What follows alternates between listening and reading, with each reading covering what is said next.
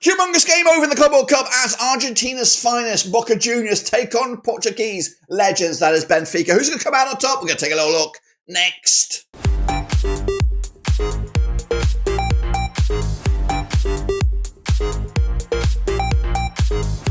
That's right, folks, back once again with another video. Today we take a look at the Club World Cup. It is a spicy encounter. It's Boca Juniors, it's Benfica. Who's going to come out on top? Well, we'll tell you in a second. If you know where you've been, smash your subscribe. You want one-stop shop for Blackburn Rovers, Club World Cup, World Football. We're going to all here under one roof. See, that's right. The perfect start awaits one of these two clubs. Or will they battle themselves out to a draw? We'll take a look at it in a minute. Big shout out to the members and the Patreons. You know who you are. So let's get cracking and have a look at this match, which could be one of the crackers of the opening round of matches. It's Boca Juniors, it is Benfica, and they're coming at you this coming match day. Let's get into it. Boca Juniors, then shall we have a look at the roster. Well, actually, let's have a look at how they got there first. Coming at you via the CONMEBOL Federation, qualified as the second best ranked eligible team in the CONMEBOL over the 4-year period. They qualified on the 22nd of August 2024, and they've been here, a tournament such as this, twice. The first back in 2007. They're also to get out of this group 5-4 on for that. They also win the whole thing 40-1. My expectation is round of 16 for Boca Juniors, but standing in the way, there's a very difficult Benfica. This is the squad then coming at you. Again, it's not necessarily the final 22, but it is a roster of players that the Boca Juniors can select before the tournament gets going. Again, just don't know how serious all these clubs are going to take it. I'm sure some of the clubs that are fringe clubs, and Boca Juniors will probably be one of those fringe clubs, will probably take it a bit more serious because they have a chance to cause some headaches. Anyway, the likes of Romero between the sticks there, of course, legend in Argentinian world. We've got the likes of Luis Antevasilia for Peru, Marcos Rojo still kicking the ball about, Marcelo Sariachi out of Uruguay, amongst others. Into midfield, though, we got Ander Herrera. He's still knocking the ball about as well, with Milton Delgado, Alan Velasco as well. And up top, Edison Cavani also knocking the ball about. Carlos Palacios out of Chile. Lucas Janssen as well, competing for starting spots for Boca Juniors. But this is a recent lineup here with a 4-4, what the heck is this? 4-1-2-1.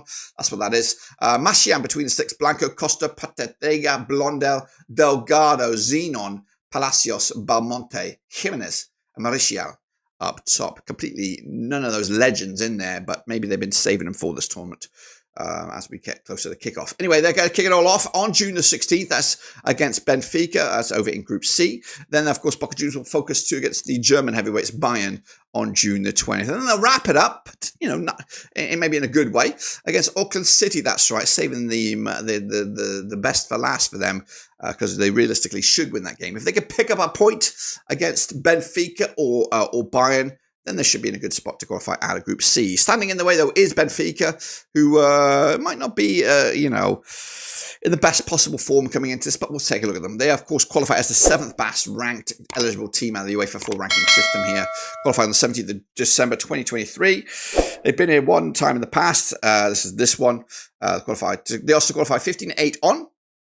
And they also win the group, win the whole thing, are 33-1. My expectation is Benfica to get eliminated in the group stages, but they're going to be calling upon these guys to do the job and to get them over the line. We've got the likes of Attilio Trubin between the sticks, Otamendi at the back there, the likes of Samuel Dahl, Thomas Araujo, amongst others. Into midfield, though, we've got a bit of spice in there with Di Maria, Renato Sanchez. We've got Okan Koku as well. And then up top, likes of Karim Ataloglu, Vangelis Pavlidis out of Greece, Andrea Bellotti as well, chipping in with some goals as well for the Italiano.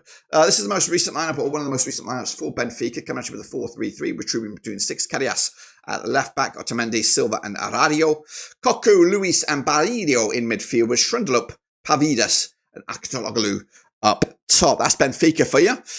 This is their running game, of course, taking on Boca Juniors right here, right now. June the 16th, we kick off there.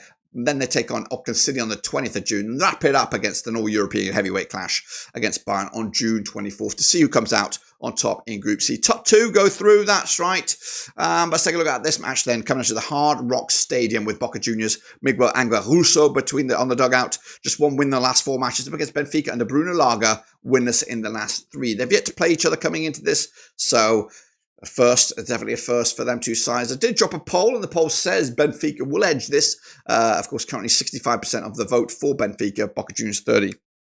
The draw just 5.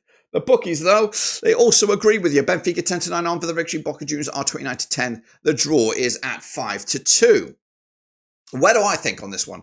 Again, this is a tough one. Again, I just, you know, I do follow European football much more than I do with the Americans, of course. So, but Boca Juniors have a reputation for themselves, and that reputation gives me some food for thought for this game. I don't think it's going to be easy for Benfica. In fact, I'm probably leaning towards Boca Juniors because I just think Benfica's form has been a little bit wobbly of late. So I'm going to perhaps just sit on the fence on this one, just because I'm not too sure who's going to show up, who's going to deliver.